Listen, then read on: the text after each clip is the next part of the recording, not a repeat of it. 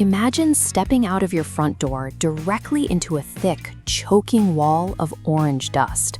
You can barely see the streetlights. The temperature regularly hits 50 degrees Celsius. In the Australian outback, the environment is actively trying to expel human life. Australia is a landmass almost identical in size to the continental United States, yet nearly all of its 26 million people crowd onto a thin strip of coastline. The interior, an area larger than Western Europe, remains almost entirely void of human settlement. Take a look at this map. If you choose to live in the deep interior, you face a severe logistical penalty.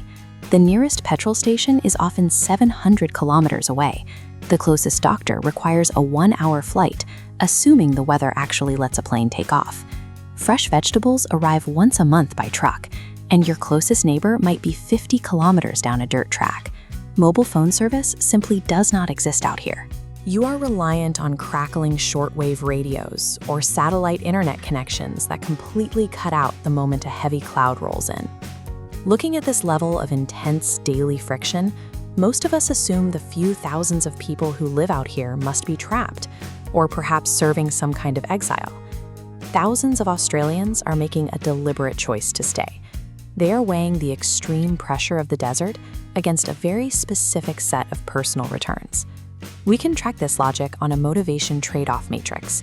By categorizing the residents into 3 distinct profiles, the gamblers, the guardians, and the defiant, we can calculate the exact return on investment they receive by living in isolation. The inhabitants of the outback prioritize one specific human desire over almost every modern convenience. We start with our first profile, the economic gambler. These are individuals drawn into the absolute worst climates on the continent solely by the promise of resource booms. Take the town of Coober Pedy. Situated 850 kilometers north of Adelaide, the summer heat here is physically degrading, routinely climbing to a lethal 50 degrees Celsius. The surface is essentially a furnace. To survive, the 1,700 residents are forced into extreme architectural adaptations. They build their homes, their churches, and their hotels entirely underground, carving out rock cavities to maintain a steady 25-degree temperature. They endure this subterranean existence for one reason: money. Coober Pedy produces 70. In the coastal town of Onslow, residents regularly ride out destructive cyclones to maintain massive, highly lucrative oil and gas ports. Look at the top row of our matrix. The gamblers accept high climate and safety risks as their base cost. In return, they get the opportunity for rapid wealth generation. For this group, physical comfort is viewed as expendable capital. They gladly spend it for a high-yield financial return. Our second profile faces the desert for an entirely different reason. These are the guardians of identity, indigenous communities like the Pintupi people, who use the harsh landscape as a shield. Their community of Kiwirikra sits deep in the Gibson Desert. It is located 1,200 kilometers west of the nearest major settlement. Looking down at the terrain, it is an ocean of red sand and spinifex grass, with 0 paved roads. This geographical void creates severe vulnerability.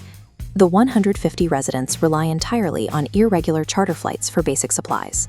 When the wet season hits, rapid floodwaters can wash out the dirt tracks, cutting the town off for weeks at a time.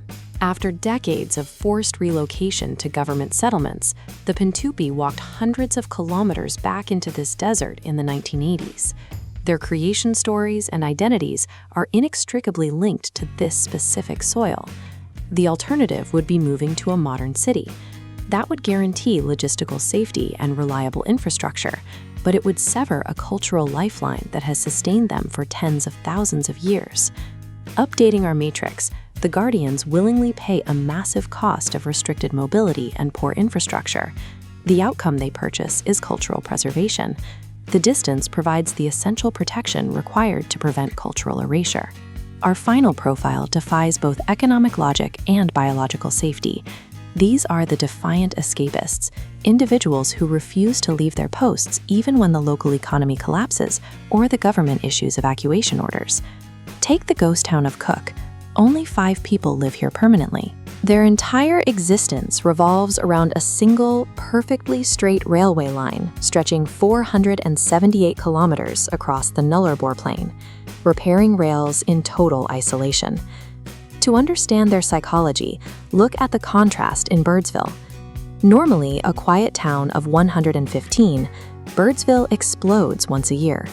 7,000 tourists flood the town for a 2-day horse racing festival, bringing noise, dust, and chaos. The locals tolerate this brief influx of cash, but they stay for the remaining 51 weeks of pure silence. As one resident put it, city life feels like a cage. They crave absolute autonomy. But that craving can escalate to dangerous extremes. Look at Wittenoom. Officially, this town no longer exists. The government deleted its postcode and removed it from all maps because the ground and air are lethally contaminated with asbestos fibers. The government took desperate measures to force the last remaining residents out. They cut off the electricity. They shut off the water. They physically blocked the roads. 3 people still live there. They know the air is toxic, but they reject the logic of self-preservation. They stay simply because they believe no government has the right to dictate where they sleep. On the final row of our matrix, the defiants pay the highest possible cost, their own biological safety and convenience. The return they demand is absolute, unfiltered autonomy. For the defiant escapist, the psychological need to reject societal control completely overrides the basic human instinct to survive. This flowchart breaks down the true cost of isolation. If you find yourself dreaming of going completely off-grid, you have to be honest about which path you are actually walking down. If you are an off-grid dreamer seeking a low-effort, peaceful retreat to escape modern burnout, this environment will actively punish you. The sheer logistical labor required just to keep the lights on and water flowing will break you. However, if you are an economic opportunist or a defiant escapist, you can succeed here. That's because these profiles do not view the wilderness as a sanctuary. They treat the environment as a harsh adversary to be leveraged for specific gains.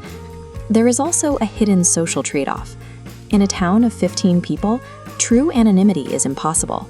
You are never reduced to just a number in a database, but you also have absolutely nowhere to hide. Every neighbor knows your business.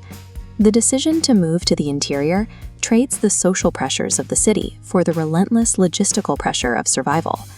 Living at the absolute edge of the world is proof of human adaptability.